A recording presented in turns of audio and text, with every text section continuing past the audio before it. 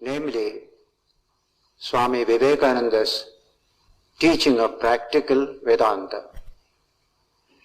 Vedanta is what you find in the Upanishads and in the Gita.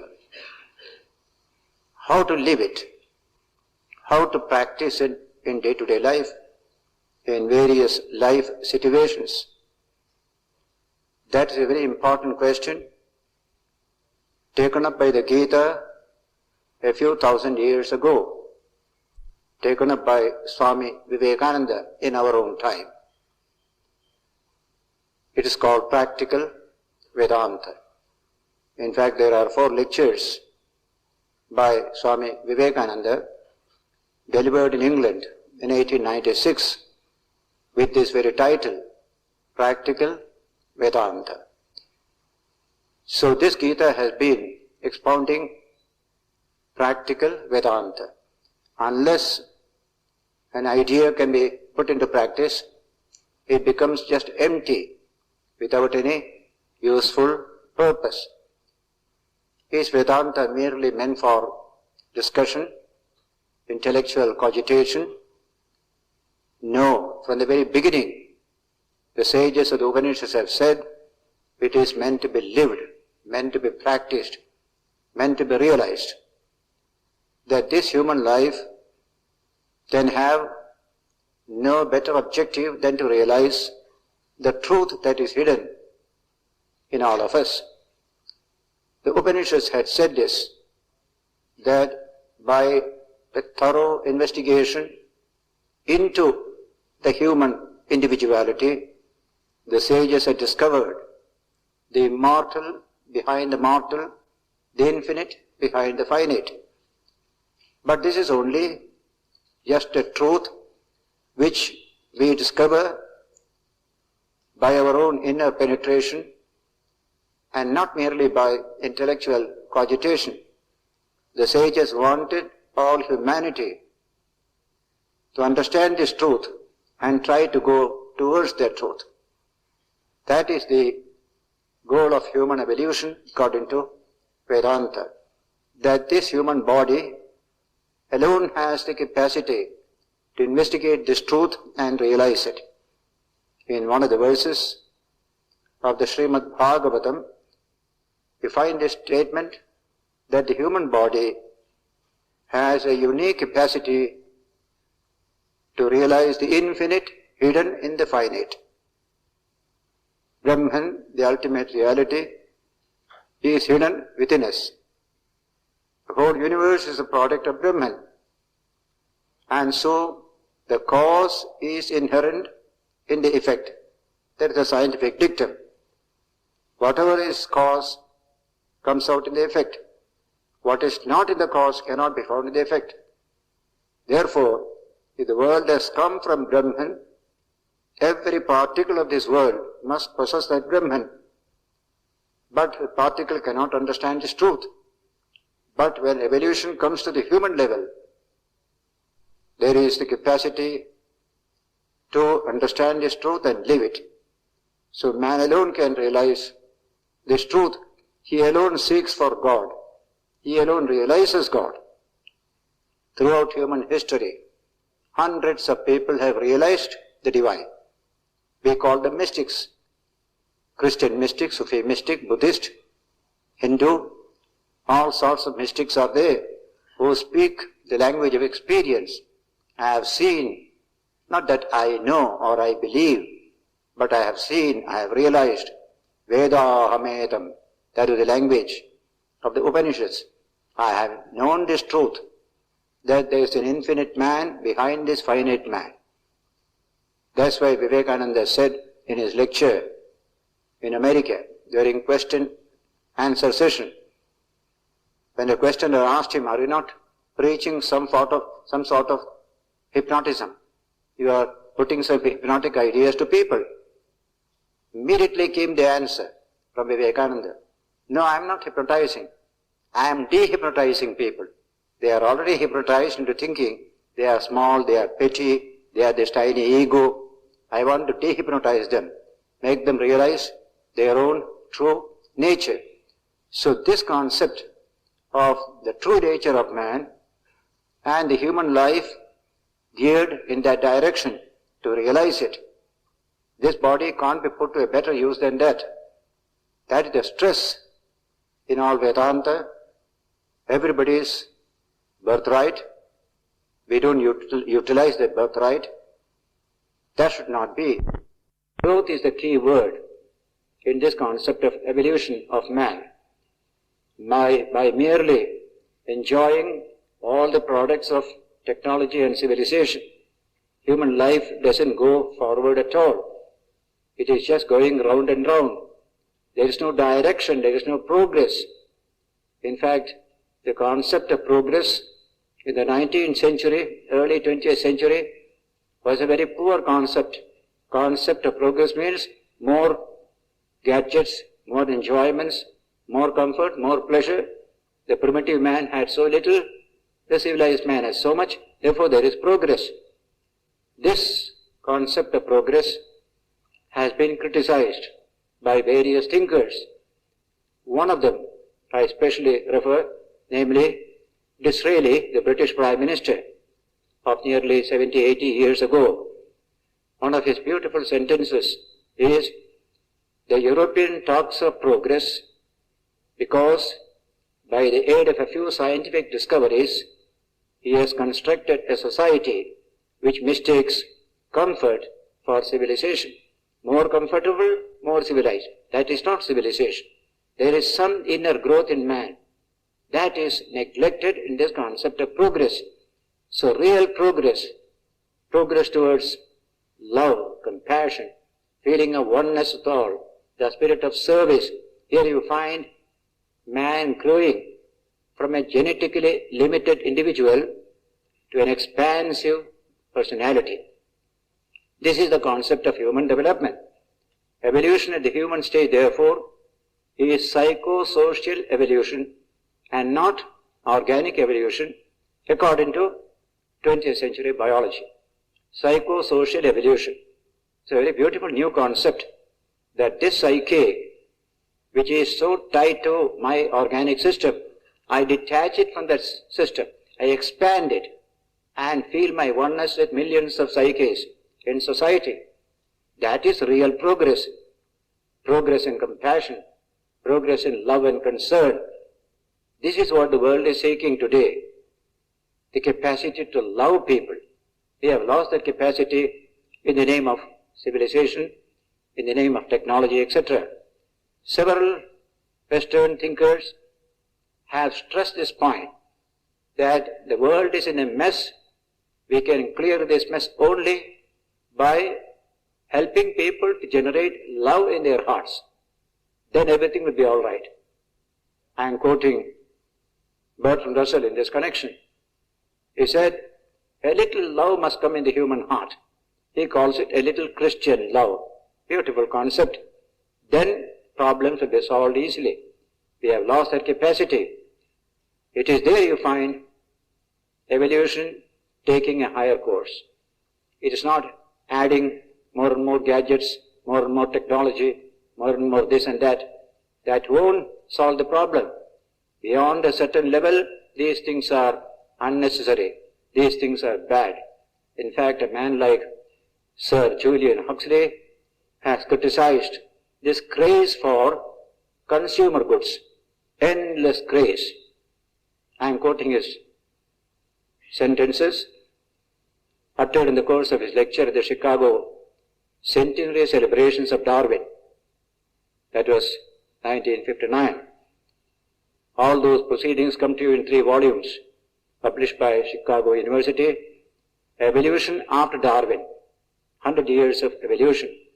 There, this Julian Huxley protested against this consumerism, which is treated as the real meaning of civilization. I am quoting his words. Quantity of material production is not an end in itself. It is a means to a further end. More than a certain number of calories, cocktails, washing machines, and TV sets per person is not only unnecessary but bad. quantity must be subordinate to quality. What is the quality of your life? Are you peaceful? Can you love people? Can you live at peace with others? Now these are more important than I own this, I own that, etc. So this protest, not coming from a man of religion, but a man of science itself, against mere consumerism, where you get stagnant at the organic level. There is no evolution then. It is stagnation. Evolution means movement. In which direction shall we move? To that question, the great sages of the Upanishads had given to realize the Atman, the infinite self, the one with all. We are all one, infinite self. The Gita had told us in one of the verses, God incarnate as Krishna, saying, I am the thread that runs through all these pearls. What a beautiful idea. The whole world is full of pearls, and thread running through that, that is the divine. In and through you and me, the divine is manifest. He had said like that there. In today's biology, this concept is taken up as you evolve from this genetically limited ego to an expansive self. You can feel your oneness with others. Physically you are separate, but spiritually you realize your oneness with others. That is the meaning of psychosocial evolution. And so this protest against consumerism on the one side, that is what makes for stagnation at the organic level. Today's civilization is stagnant at the organic level, and all the evils you find in civilization come from that stagnation. Whenever life energy becomes stagnant at a particular level, all evils come out of the stagnation. A flowing water is pure and clean. This concept of life is a movement, but movement with a direction. There is plenty of movement today, but no direction. In which direction shall I go? That has been answered ages ago in the Upanishads, when they discovered that within this limited human being, there is an infinite dimension, ever pure, ever holy, one with all. That must be realized. It must be realized is the word, not believe. I have an infinite dimension. If I believe in it, what does it matter? I will be the same person. But if I begin to realize it, I really become infinite in my sympathy, infinite in my understanding, etc. Therefore we have this concept of psychosocial evolution today, spiritual growth in olden days. We use the word spiritual growth. Have you grown spiritually? Have you become detached from this tiny organic system which makes you genetically limited? And have you learned to dig your affections in millions of others around you? That is human growth. That is human development. No animal can do it. Animal is tied down to its body. Man alone can live in the body and yet be out of it by his mental and spiritual growth. That is where evolution becomes tangible at the human level. There is no other type of evolution relevant to the human level. And so, put every child on the road of that evolution. Let the child grow. Physically, it grows by food and exercise. Mentally, it grows by study of books and going to school and college, etc. And the other growth, the most vital, is spiritual growth. Have you grown spiritually? The one question evolution will ask today of every child is, are you growing spiritually? Physical growth is going on. Intellectual growth, as all the provisions are there. But a supreme opportunity for everyone today is this concept of spiritual growth. Have I grown spiritually? What a beautiful idea. This little ego functions in society like a billiard ball, says Bertrand Russell. A billiard ball. The only relationship a billiard ball has with another billiard ball is collision. They collide against each other.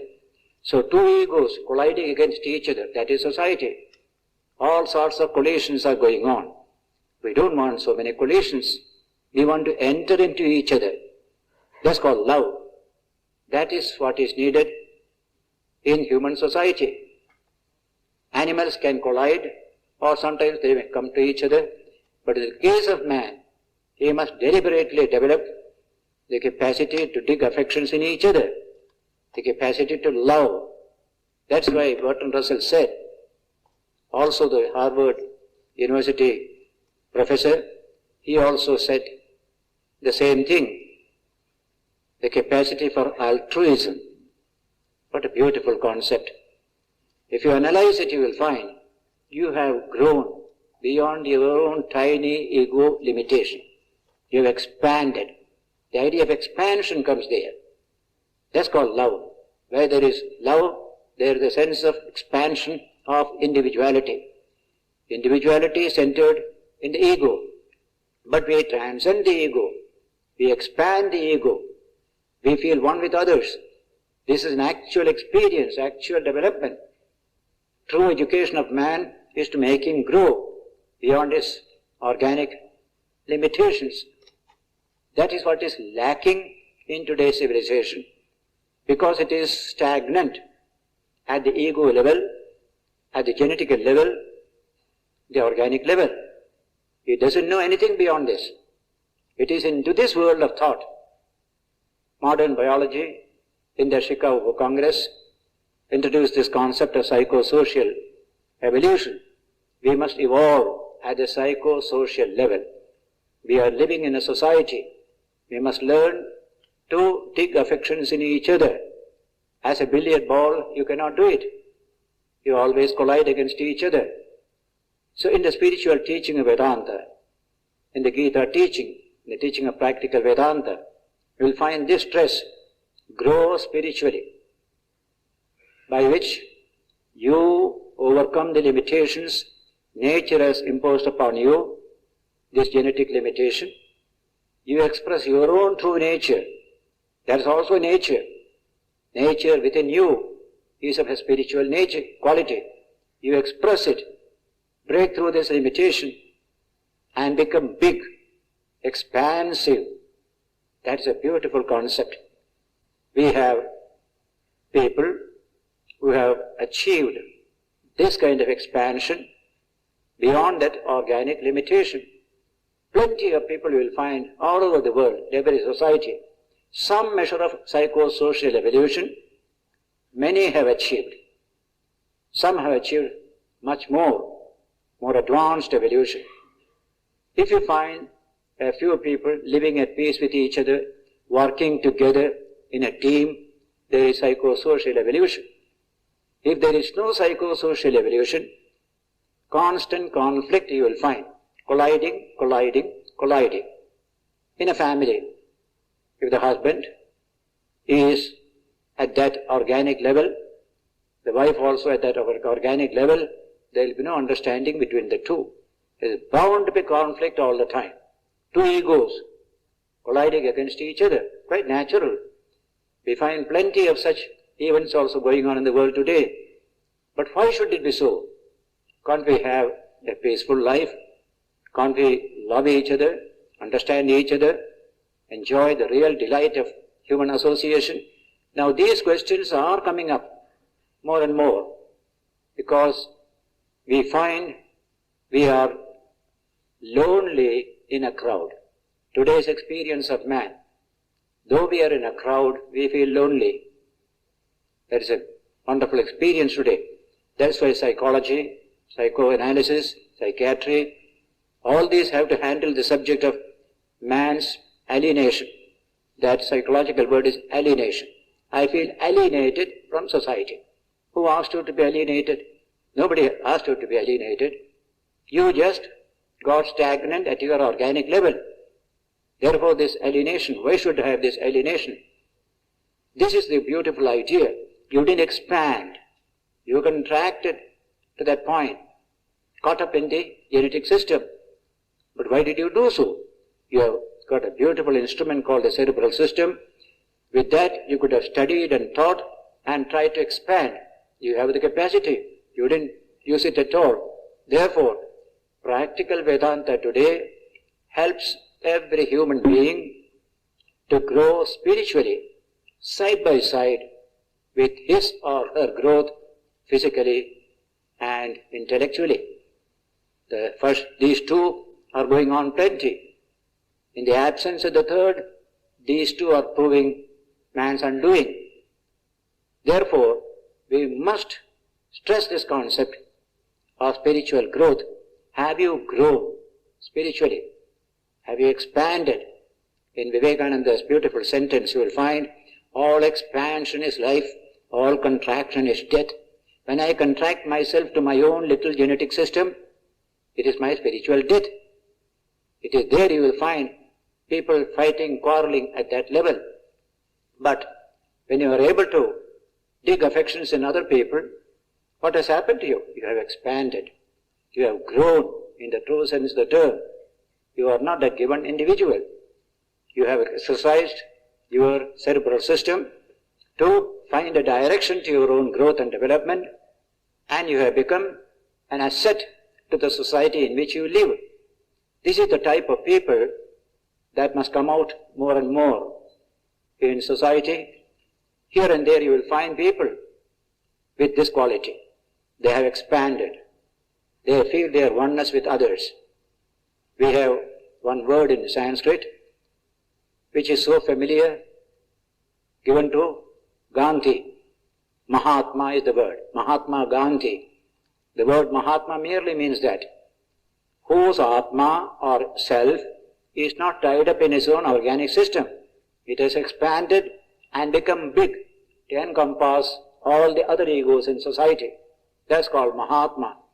Every child can be a Mahatma, put on the road of development into a Mahatma by getting out of the prison of the ego and expanding in love and human concern. This is the most important development for man today. Very often we deal with the subject of international peace, social peace, all these things. But how does it come? Peace comes only from a peaceful mind. If there is peace within, there will be peace without. We often forget this. Peace doesn't come by sitting in Geneva or somewhere and going on discussing about various terms of a treaty. Take for example the Versailles Treaty after the First World War. That's called a treaty of peace. But that treaty laid the germs of a bigger conflagration within a few years. What kind of peace it is? That's why in 1939, just before the beginning of the Second World War, one British intellectual, Dr. Josiah Oldfield, gave a lecture in London, came in the newspapers, the report. Peace and internationalism, that is the subject. He was particularly referring to the Treaty of Versailles. And this sentence he uttered, more wars are caused by bad-tempered people seeking to discuss peace measures than by good-tempered people seeking to discuss war measures. If your temper is good, you will never be able to create war.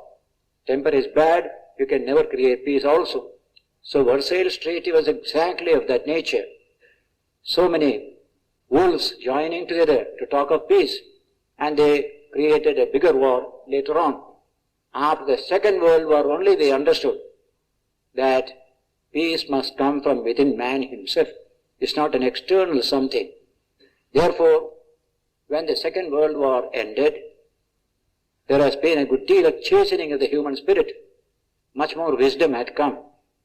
And so when the international organizations were formed, along with the United Nations was formed also the UNESCO, the United Nations Scientific, Cultural, Educational Association, that's called UNESCO. The preamble of the UNESCO contains a beautiful sentence which can be taken from any religious book. It is a political document, actually it is religious in content. What does that document say? Since wars begin in the minds of men, it is in the minds of men that the defenses of peace must be constructed. There's a beautiful statement of the UNESCO. How to construct defenses of peace in the minds of men and women. We have schools and colleges, students study there. Are we helping to build defenses of peace in the minds of these children that are there? Then, later on when they come to responsible positions, they will be the guarantee of international peace. There is no other way. There is no other way. Therefore, that peace comes from a deeper dimension. When you study the human system, you will find three dimensions. One is the sensory dimension, all peacelessness and tension. Take man at the sensory level. It's all tension. There's the ego presiding over that sensory system. It is full of tension. The second dimension is psyche, the mind of man. That is also tension. There is also the same ego is sitting there, full of tension. At only above the psychic level, the truly spiritual level, everything is peace. When you heard the mantra recited at the beginning, ending with Om Shanti, Shanti, Shanti. All our Sanskrit mantras end in this recitation of Shanti. Peace, peace, peace. That peace we can discover within ourselves. In fact, in the Kathopanishad, the word Atman, the infinite self in man, is described as all peace, Shantam, he says. That Atman is Shantam Atma. Brihadaranyaka Upanishad also said, what is Atman? Shantoyam Atma. This Atman is all peace. All these conflicts and tensions become resolved in that supreme spiritual reality which is the self. Once you achieve that, no evil can come out of you, no hatred can come. You feel your oneness with all. Capacity for love comes only at that level. At every step towards that level also brings out more and more love and compassion, spirit of oneness with each other. That is human evolution. That is man's possibility. When Julian Huxley spoke in that Chicago meeting, he referred to this wonderful idea. We have many sciences today, but we need a new science. And he called it a science of human possibilities. What a beautiful conception. When you study Vedanta, you find it exactly as this science. Science of human possibilities. What are the possibilities hidden in every human baby? A newborn baby, perfectly helpless, but we know that within that baby, many possibilities are lying hidden. Physical, intellectual, aesthetic, spiritual, all are in that baby. Are we helping that baby to manifest all these possibilities? That is the great question. And so, Huxley said, because biology has placed fulfillment as the goal of evolution at the human stage, biology seeks today to develop a science of human possibilities to help people to achieve that fulfillment. It is that science of human possibilities that you get expounded in the Upanishads and in the Gita. It has nothing to do with a dogmatic, sectarian, religion or creed. Absolutely nothing. Just human development. Any human being.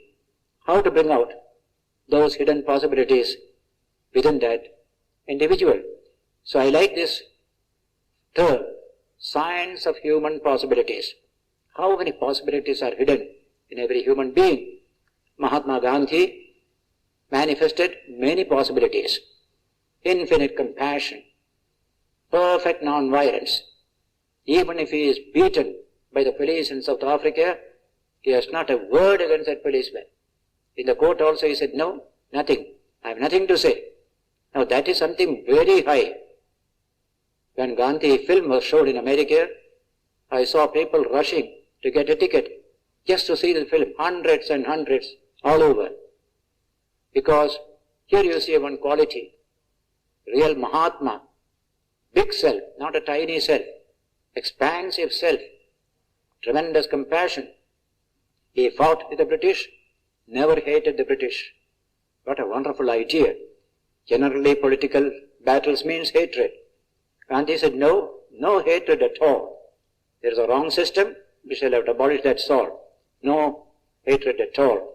And I remember 1932, 33, when this civil disobedience movement was going on, so many freedom fighters were put in jail, they were beaten by the police, tremendous tension was all over India. A Western newspaper correspondent came to India at that time, and he reported what he saw in India. And that report contains this idea, this sentence. Everywhere so much oppression is going on, people are being jailed, they are being beaten by the police, by the British government in India.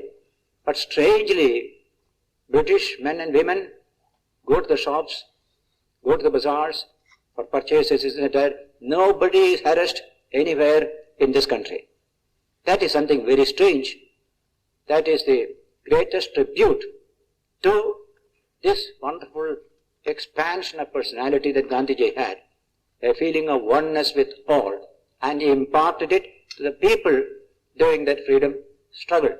Now here you have the concept of human growth, not merely in civilization or gadgets, and that criticism of Disraeli, we must remember that simply because they have got plenty of gadgets, we are civilized, not at all. Civilization is a quality of the human mind, capacity to respect another person's ways of life, his belief, and his way of culture. This is what makes for real civilized existence. That cannot come without this expansion of the concept of self. If my self is contained only within my organic system, then I shall be very narrow-minded, small. That man must be like me, I will say. Why don't you like him as he is? That's called civilized attitude. That attitude is slowly coming out of the world today. 100 years ago, it was not there. But this growth must be sustained. It must be part of our educative, particular process. Man grows beyond limitations of body and mind. What a beautiful conception. So, this idea of spiritual growth, have you grown? Suppose I go to school. An educated person must have more spiritual growth than an uneducated person. Because so much of knowledge has come. That knowledge must help me to expand my sympathies, expand my understanding. That's why education not only instructs you, but enlightens you. If it doesn't make you enlightened, it is no education. Real light must come to the human mind. Wherever there is selfishness, narrowness, intolerance, violence, there may be high civilization, but there is no real culture. Real civilization is not there, because this capacity to see another person from his point of view is not there. That is where you expand yourself. We judge others from our point of view. We contract him to our own size. That should not be. So human development is of this nature. On this tiny planet called Earth, we are all living together.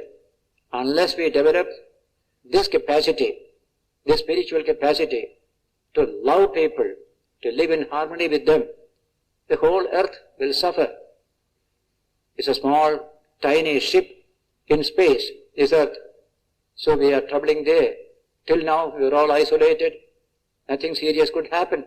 Now we are all so close to each other. Anything may happen. So, the absolute necessity today to understand this science of human possibilities, that this human being can be selfish, can be violent, can be anything, but he can also be great and big in heart and understanding. Let us never forget these possibilities that are there. We don't expect everybody to be a Mahatma Gandhi, but we can be at least one step ahead of ourselves in that line of development. Education must be of that nature. It must illumine the heart of man. not merely instruct him. The verse which we recite in the beginning contains this idea of true education. Sahana bhavatu. Let us all be protected by the divine. Sahanau bhinaktu. Let us be nourished by this education we are getting. Sahaviryam karavavahai. Let us get energy through this education that we get. And finally, the Sahaviryam karavavahai tejasvinavu adhitamastu. Let us become illumined as a result of this study. Ma vidvishavahai. Let us not hate each other. Let us learn to love each other. That is called Shanti Patha, the peace chant. Every education meant this peace chant first in the Upanishads, because they understood education as growing spiritually, getting illumined, not merely getting instructed. Today we understand education more as instruction only, and educated people are violent. Much of the crime comes from educated people. Much of the corruption in society comes from educated people. If that is education, then there is no hope for man at all. Therefore, this rethinking on the subject, in fact, after the Second World War, there has been a lot of rethinking on the subject of education. The UNESCO appointed a commission to reform education in the post-war period. It was presided over by the Education Minister of France at the time, Edgar Faure, who later on became Prime Minister of France. And that commission, after long search all over the world and study and investigation, published a report. I like the name of the report, the title, the very meaningful title. Title is Learning to Be. That is the subject. Not merely learning to do. You become an engineer, you become a doctor, you become this, you become that. It's called you're learning to do. But what are you? Have you grown? Have you expanded? Have you realized your possibilities? So they stress this learning to be in that report. That title is so beautiful. Though they have not done enough justice to the subject of learning to be. But they have introduced the subject, that idea, that itself is wonderful.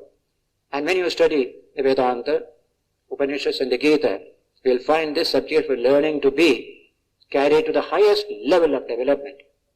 How to make man infinitely compassionate, loving, a center of peace, radiating peace all round. A Buddha, for example, who could excite him? He won't excite anybody else also. He was infinite compassion personified. He had become illumined. Buddha means one who is illumined. Bodhi means illumination.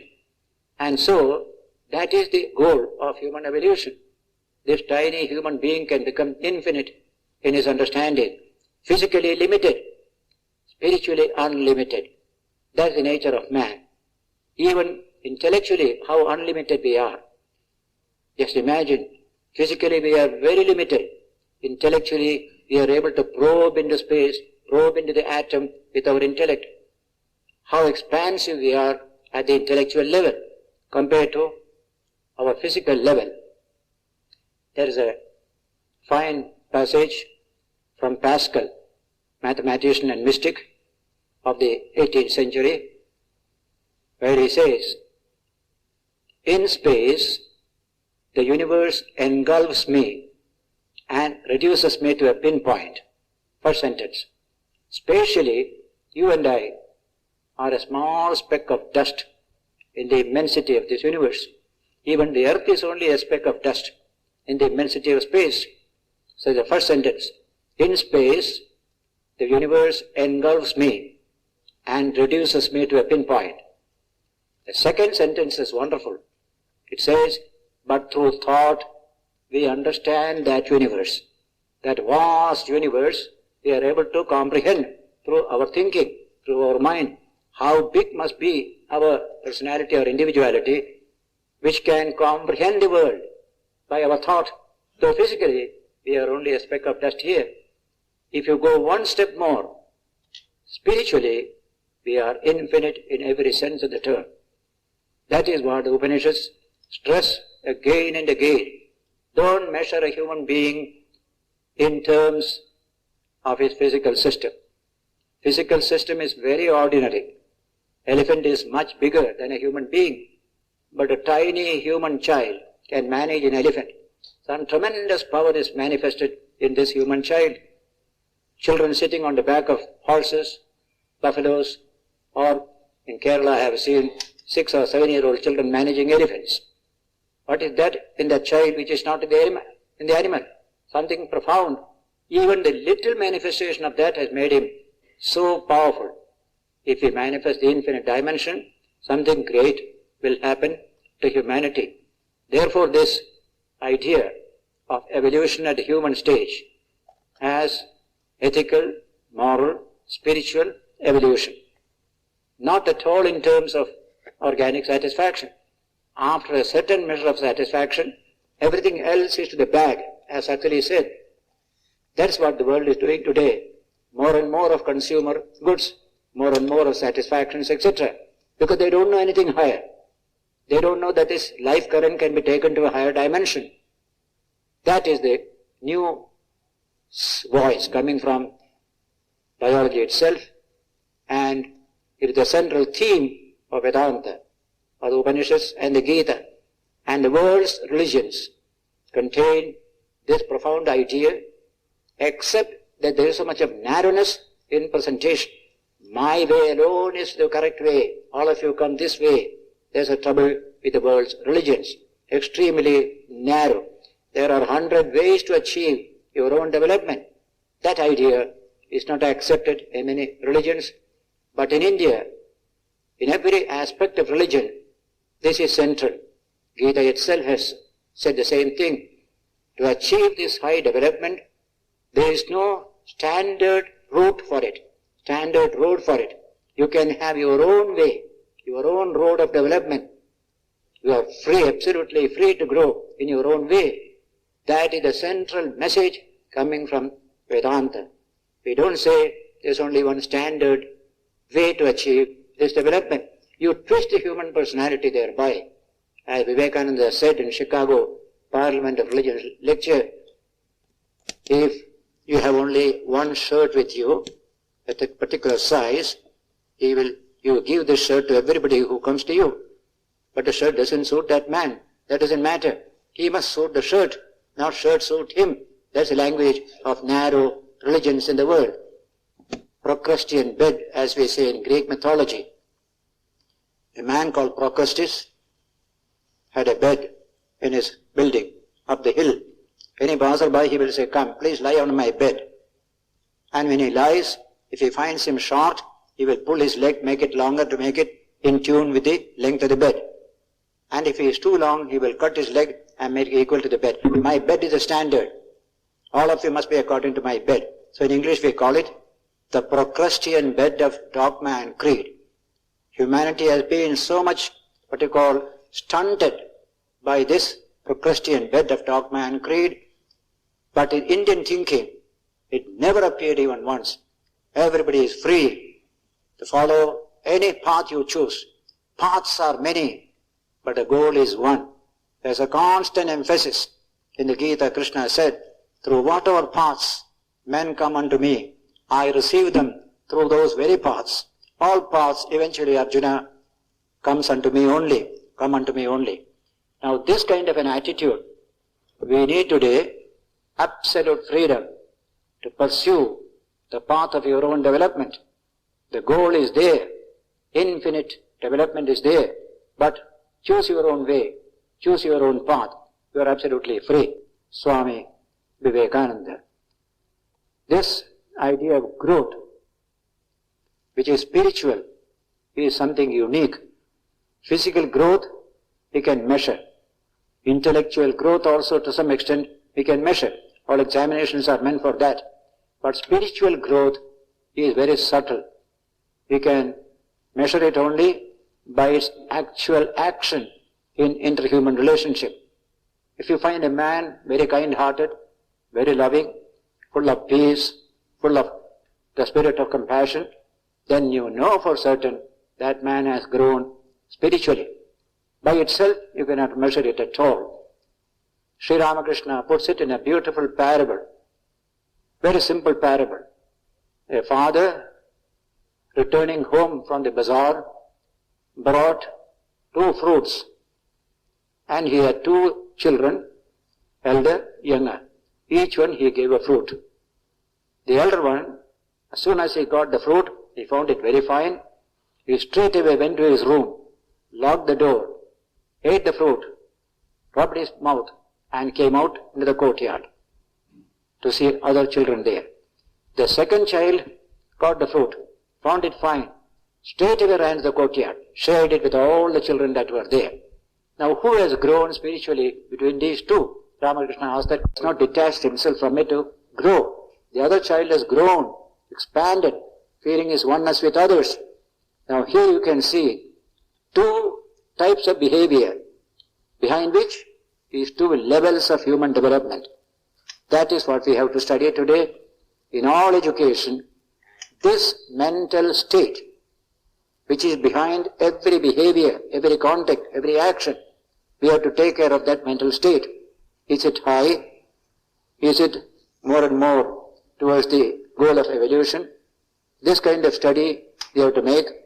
Then only we can achieve a measure of spiritual growth within this life itself. That is our endeavor in Vedanta. And the world is eager to hear this subject. A wonderful thing. He referred to the Gita. Now, this book is 2,000-3,000 years old. Maybe, according to one estimate, 5,000 years old. According to another estimate, 3,400 years old. When the Kurukshetra war took place and Krishna gave this message to Arjuna in the midst of the battle. This message of practical Vedanta. Now, this book was in Sanskrit all the time. First English translation came in the 7th decade of the 18th century, and that was done by the first Governor General of India, Warren Hastings, British Governor General. He had the instinct to size up this book. It's a great book he knew. He asked his friend, Sir Charles Wilkins, who knew Sanskrit, to translate it into English. It was translated. East India Company published that book, first time coming in the English language. There, Warren Hastings, mind you, he was founding the British Empire in India at that time. He writes his introduction, which contains one interesting sentence there. He says, long after the British Empire has ceased to exist in India and the sources of its wealth and power are lost to remembrance, writings such as the Gita will continue to inspire generations of men and women. What a prophetic utterance it was. Gita continues to inspire people all over. In Soviet Russia, it was published in Russian. Within a few months, all the copies were sold out. So that is the nature of this practical Vedanta taught in the Gita. And the word is yoga.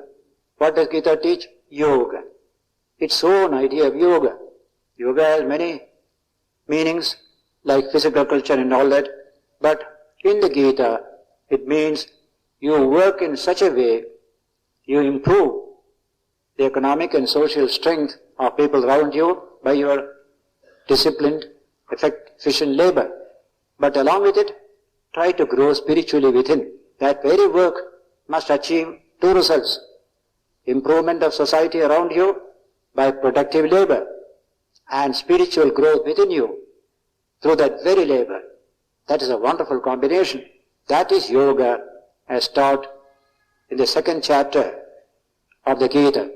Intensely practical Vedanta. It doesn't take you away from your plane of work. It doesn't take you away from your home, from your work center, wherever you are. You only keep these two in view. By your work, people must benefit. By your work, you must grow spiritually as well. Yoga, karmasu, kaushalam. That is a Sanskrit expression. Yoga is efficiency in action. A double efficiency. One efficiency is productive in the society outside. The other efficiency is within yourself, more pure, more compassionate, more loving, more expansive you become. If you can combine these two in the course of your life and work, you are a yogi. And Krishna tells therefore in the Gita, to all people, be a yogi of this nature. What a beautiful conception. That is practical Vedanta.